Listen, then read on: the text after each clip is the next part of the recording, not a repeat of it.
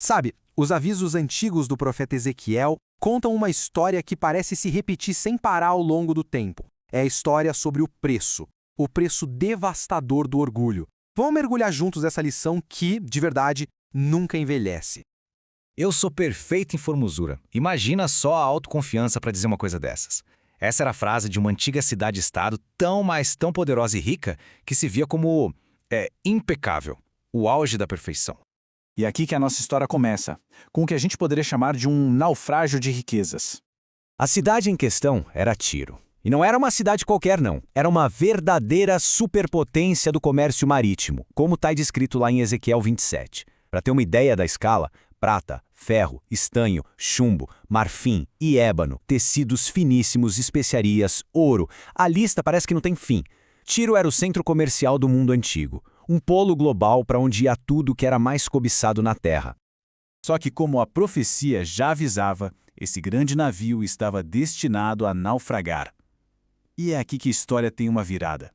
Toda essa riqueza, toda essa beleza, acabou criando um orgulho fatal. Um orgulho que levaria à própria ruína da cidade. E a sentença em Ezequiel 27, versículo 36, é direta e reta. No dia do seu naufrágio, você não mais existirá. Uma consequência final, duríssima para a arrogância de Tiro.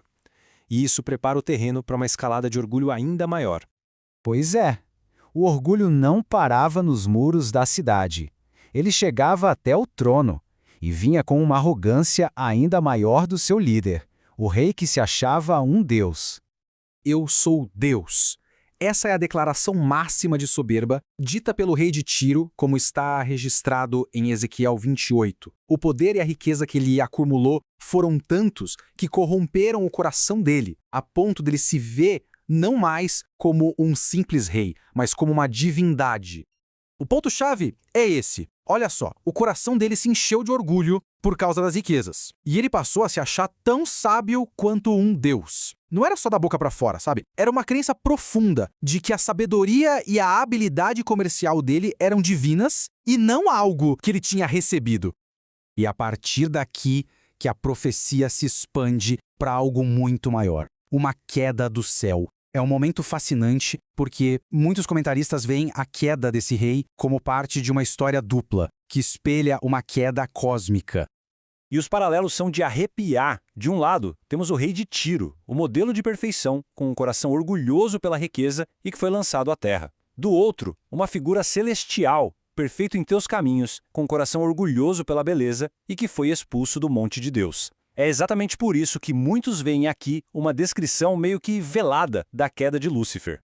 A partir dessa profecia dupla, comentaristas como Rosana Barros enxergam a história da origem da iniquidade. O mal teria nascido do orgulho, bem no coração de um ser perfeito, criado por Deus, que acabou cobiçando a admiração e o poder só para si.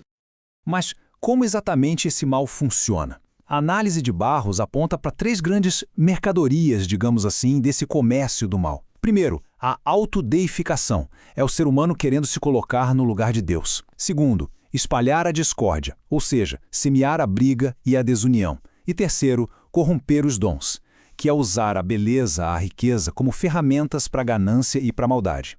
E esse padrão de orgulho não era exclusivo de Tiro, não. O mesmo eco aparece em outra profecia de Ezequiel, só que dessa vez contra outra potência da época, o Egito, o tal monstro no rio.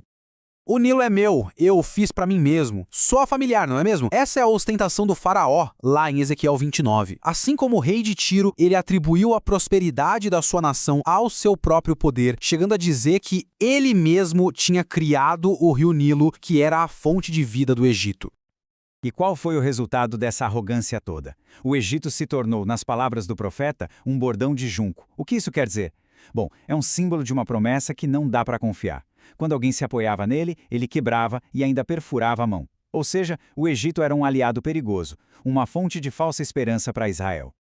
E a consequência para o orgulho do Egito foi bem clara. A profecia dizia que ele se tornaria o mais humilde dos reinos e que nunca mais governaria outras nações. Diferente da destruição total de Tiro, o julgamento do Egito foi o de ser diminuído permanentemente. Então, o que essas histórias, a de Tiro, a da queda celestial e a do Egito, nos mostram quando a gente olha para todas elas juntas. Elas formam um aviso que dura até hoje. Se a gente olhar com atenção, um padrão bem claro aparece. Primeiro, Tiro, a cidade. O orgulho da beleza e da riqueza levou ao naufrágio. Depois, o rei de Tiro. O orgulho da própria sabedoria o levou a uma queda da glória. E, por fim, o Egito, a nação. O orgulho da autossuficiência o levou a ser humilhado para sempre. No fim das contas, a lição é a mesma. Seja uma cidade gloriosa, um anjo caído ou um império poderoso, a mensagem é consistente. O orgulho é autodestrutivo. Essas profecias antigas funcionam como uma análise poderosa de uma fraqueza humana fundamental. Isso tudo nos leva a uma reflexão final, uma pergunta que vem da fonte Jornada Bíblica. Como o orgulho pode nos cegar para a nossa real condição? É um aviso de milhares de anos, mas com uma relevância que atravessa qualquer tempo.